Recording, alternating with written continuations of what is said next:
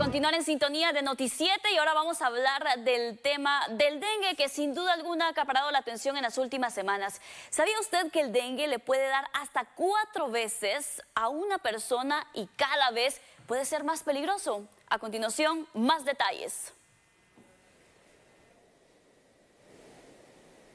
En el territorio nacional se ha registrado incremento de pacientes con dengue.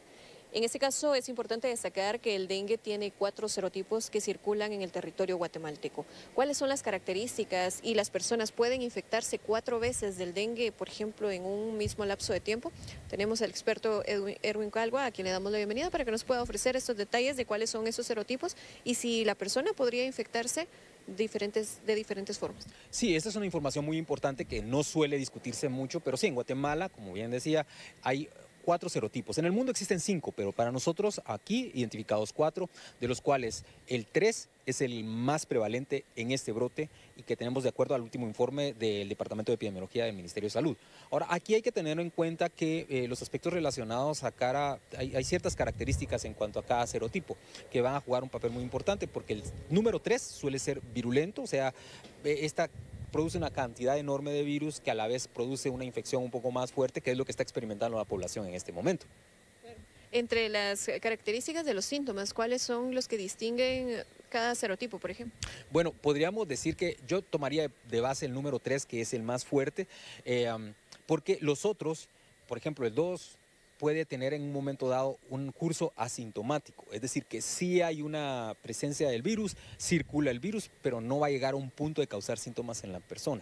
Entonces, desde ese principio podemos decir que existen esas diferencias, igual con los otros, hasta donde conocemos su comportamiento. Ahora bien, si por ejemplo una persona cursó por dengue ya, por ejemplo, en el mes de marzo, ¿puede volverle a dar dengue en abril, mayo, junio? O sea, dependiendo, no sé si hay alguna distancia del tiempo. Es una excelente pregunta también. Esto es lo que sucede. Una persona puede tener, digamos, por el número de exposiciones que hay, como esta infección es algo endémico, es decir, que pertenece. Aquí no se va a poder erradicar el zancudo totalmente. El virus va a estar circulando en el país porque es endémico. Entonces siempre existe la posibilidad de que nosotros nos podamos infectar. Es posible a lo largo de la vida de una persona que se puede infectar hasta 4 veces, ¿verdad? En un momento dado. Pero el punto principal aquí es que si una persona usualmente se infecta en ese tiempo, no se infecte inmediatamente en el año con una nueva infección. Lo que también han preguntado es si una persona podría cursar con 2 virus al mismo tiempo, por ejemplo. Eso creo que es la más frecuente.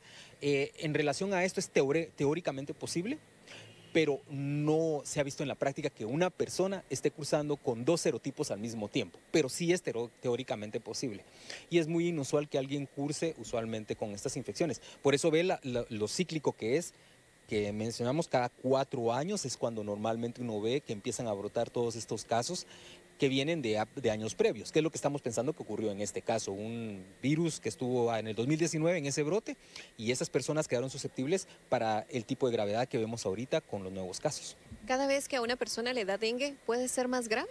Sí, por supuesto, el tema aquí es que el dengue va sumando, entonces cada vez que usted tiene una infección, tiene mayor probabilidad de pasar a un dengue grave, el que antes se conocía como hemorrágico. ¿Por qué se le llama hemorrágico? Porque uno de los signos de alarma que existen y que establecen la gravedad es el hecho de que empiezan a salirle sangre por la nariz o se le empiezan a marcar puntitos en la piel, producto específicamente de una alteración en las células que se encuentran y además del rompimiento de vasitos que lleva hacia aspectos más complicados en cuanto al dengue.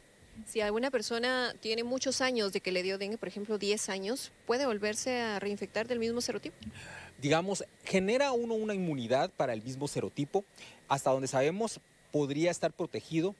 El tema es que los estudios más recientes han evidenciado que esta protección puede ir bajando y en la actualidad no existe una vacuna. Bueno, existe una vacuna que tiene una especificación y se da en Estados Unidos, básicamente con niños que ya han sido infectados, pero esa vacuna en realidad en la forma práctica no existe una vacuna que podamos nosotros utilizar en la población en general, precisamente por aspectos de inmunidad que se manejan, como esta pregunta que usted acaba de hacer. Se ha señalado que los síntomas son dolor de cabeza, dolor de ojos, dolor de articulaciones, fiebre, incluso náuseas, pero ¿Cuánto tiempo después de que presentan los síntomas hay que llegar a un centro de salud, a un lugar donde haya un médico, y en qué momento quedarse en casa? Yo considero que en este momento, bajo la emergencia sanitaria que tenemos, el hecho de tener fiebre, especialmente en niños menores de 18 años de edad, porque se siguen siendo niños desde esa perspectiva, tienen que ir inmediatamente a un médico. No estén esperando, vayan a un centro de salud porque hay que evaluarlos, ya que se complican estos casos por el manejo de la fiebre, la deshidratación y por lo de las células que estábamos hablando de las plaquetas. Entonces es muy importante ir inmediatamente para poder ser evaluado.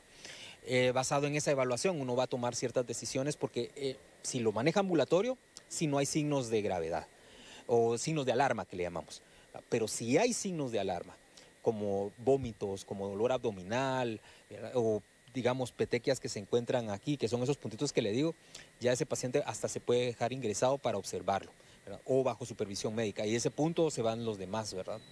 Gracias, doctor, por esta explicación. Parte de las medidas que hay que tomar en cuenta también, porque según las autoridades de salud, son los niños de edad escolar los más afectados. Sin embargo, también se han registrado muertes de menores de 15 años. Incluso, pues también hay víctimas mortales adultas. Pero la prevalencia está en los niños de entre 0 hasta 15 años, mayoritariamente. Así que es parte de la información que tenemos. Volvemos con ustedes.